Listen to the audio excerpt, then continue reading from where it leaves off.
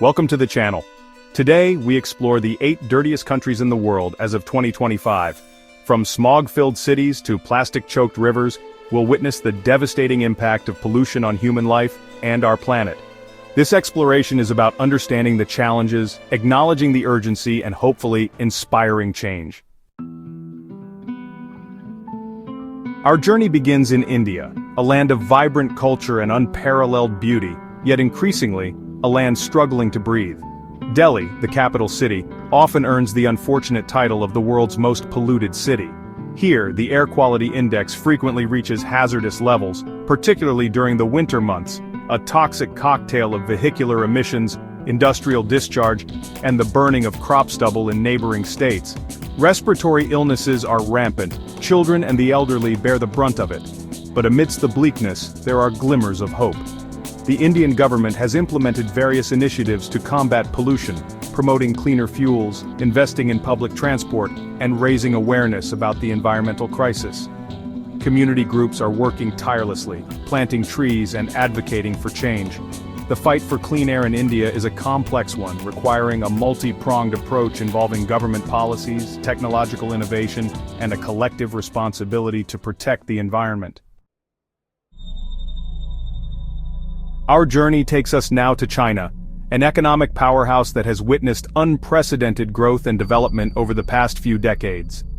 But this progress has come at a cost borne by the very environment that sustains it.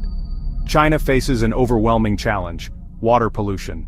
The mighty rivers of China, once teeming with life, are now often choked with industrial waste, agricultural runoff, and untreated sewage. The consequences are far-reaching, affecting the health of millions and threatening the delicate balance of aquatic ecosystems. However, China is not a nation to back down from a challenge. The government has acknowledged the severity of the situation and has taken significant steps to address the issue. Massive investments are being made in wastewater treatment plants, stricter regulations are being imposed on industrial discharge, and efforts are underway to promote sustainable agricultural practices. Our journey now takes us to Nigeria, the most populous nation in Africa, a land brimming with energy, innovation, and opportunity. Yet, Nigeria, like many developing nations, finds itself grappling with a growing crisis: waste management. The rapid pace of urbanization, coupled with inadequate infrastructure, has resulted in a situation where cities are struggling to cope with the sheer volume of waste generated daily. Mountains of plastic bottles, discarded electronics, and household trash pile up in streets, clogging drainage systems, and creating breeding grounds for disease-carrying pests. The sprawling slums of Lagos, Africa's largest city, offer a stark illustration of this challenge. The lack of proper waste management is not just an environmental issue, it's a health hazard, an economic burden, and a societal challenge. Local communities are taking the initiative, organizing cleanup drives, and raising awareness about the importance of waste reduction and recycling. Nigeria's journey towards effective waste management is a testament to the resilience and ingenuity of its people. Our journey continues to Bangladesh, a land of fertile deltas and resilient people. Here, we encounter a crisis that is often hidden from view but affects millions: the lack of proper sanitation. In Bangladesh, open defecation is not just a matter of poverty, it's a complex issue, intertwined with cultural norms, limited infrastructure, and the constant threat of natural disasters. For millions, particularly in rural areas, access to a toilet is a luxury. The absence of basic sanitation facilities poses significant health risks. Water sources become contaminated, leading to a prevalence of waterborne diseases such as cholera, diarrhea, and typhoid, particularly affecting children and the elderly. However, Bangladesh has made significant strides in recent years. Government-led campaigns, coupled with support from international organizations, have resulted in a dramatic increase in access to sanitation facilities. The construction of latrines, coupled with hygiene education programs, has played a crucial role in changing behaviors and improving health outcomes.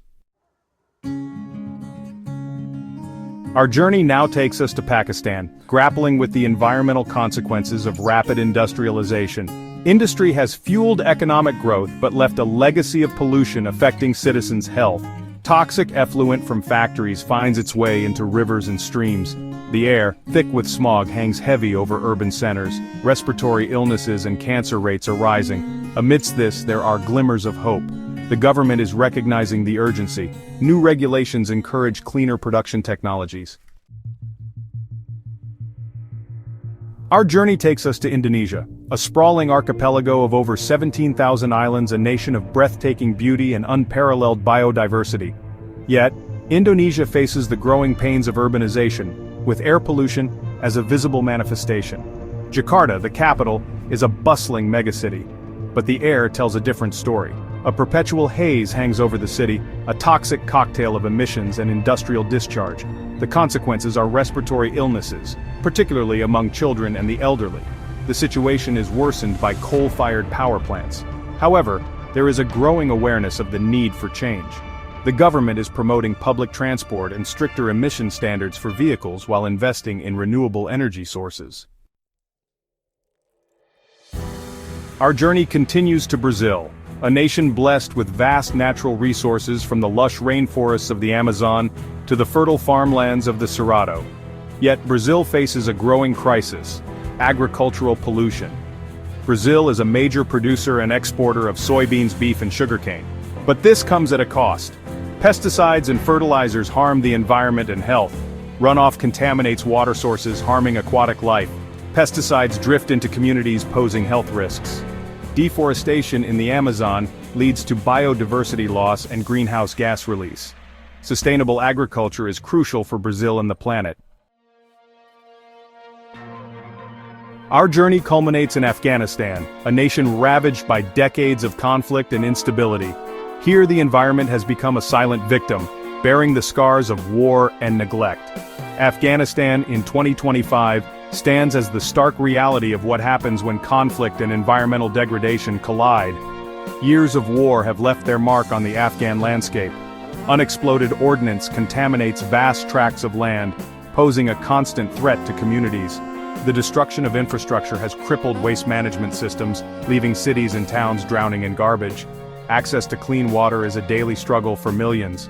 Decades of conflict have damaged or destroyed water infrastructure, while drought and desertification, exacerbated by climate change, have further depleted water sources.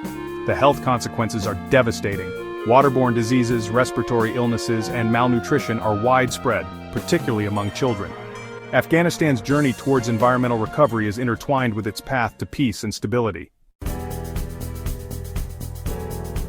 Our journey through the 8 dirtiest countries in the world has been a stark reminder of the interconnectedness of environmental degradation, poverty, and human suffering. It's a reminder that the health of our planet is inextricably linked to the well-being of humanity. But it's not a journey of despair, but a call to action. For in witnessing these challenges, we are also witnessing resilience, innovation, and a determination to create a better future.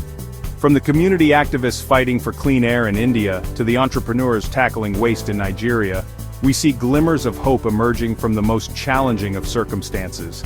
Let this journey inspire us to act, to make conscious choices in our own lives, to support initiatives that promote environmental sustainability, and to hold our leaders accountable for creating a world where everyone, everywhere, has the right to breathe clean air, drink clean water, and live in a healthy environment.